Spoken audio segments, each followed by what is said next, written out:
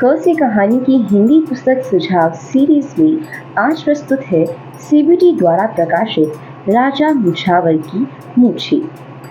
इस कहानी का लेखन किया गया है सौम्या तोरबी द्वारा।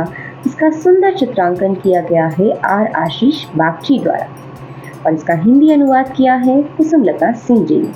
कहानी की शुरुआत तब होती है जब बंकिम नाम का एक घुड़सवार अपनी घोड़ा गाड़ी में बैठ जा पहुंचता है मूछापुर और इस अतरंगी नगरी में देखता है कुछ अटपटे किस्से। इस नगरी में हर एक आदमी के पास मूछ है और हर एक आदमी की मूछ दूसरे से कुछ अलग। किसी की मोटी, किसी की पतली, किसी की गोल और किसी की जलेबी की तरह घुमावदार मूछ है। इस अतरंगी नगरी में बंकिम देखता है अलग अलग लोगों की अलग अलग मूछें।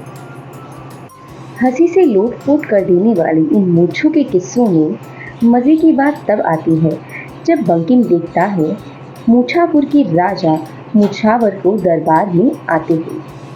आइए पढ़ते हैं इस पुस्तक का एक छोटा सा अंश। मूछापुर के राजा का दरबार में आगमन हुआ। यह दृश्य भी देखने में बहुत मजेदार था। 2 पहरेदार उसके पीछे चल रहे थे। हर पहरेदार राजा मुछावर की मूछ का एक कोना संभाले हुए था। राजा अपने राज सिंहासन पर बैठा। एक व्यापारी राजा के लिए उपहार में लस्सी लाया था। राजा मुछावर ने लस्सी का गिलास अपने हाथ में लिया और पहरेदारों की ओर इशारा किया। उन्होंने मूछों के किनारों को अब और ऊंचा उठाया जिससे वह लस्सी में ना डूबे। बंकिम ने अपनी हंसी बड़ी मुश्किल से रोकी। इस तरह के और अतरंगी किस्सों से भरी है ये कहानी। अलग किस्सा तब आता है जब मूछापुर राज्य पर हो जाता है डकैतों द्वारा आक्रमण। भला इतनी बड़ी मूछों के साथ मूछावर जी कैसे युद्ध लड़ेंगे?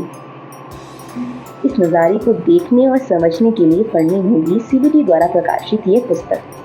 यदि इस पुस्तक के कुछ विशेष बिंदुओं पर ध्यान दिया जाए तो कहा जा सकता है कि इस पुस्तक की भाषा बहुत सरल है। चित्र मनोरम और सुंदर रंगों से सज्जित किए गए हैं। इस तरह की पुस्तक को कक्षा 4 से 5 के बच्चों के साथ बड़ी सरलता के साथ पढ़ा जा सकता है और इसे कम स्तर की कक्षाओं के साथ किसी बड़े व्यक्ति की सहायता से इसका रीड अलाउड किया जा सकता है। हिंदी पुस्तकों के इस तरह की और सुझावों को जानने के लिए क से कहानी की पुस्तक सुझाव सीरीज से जुड़े रहिए।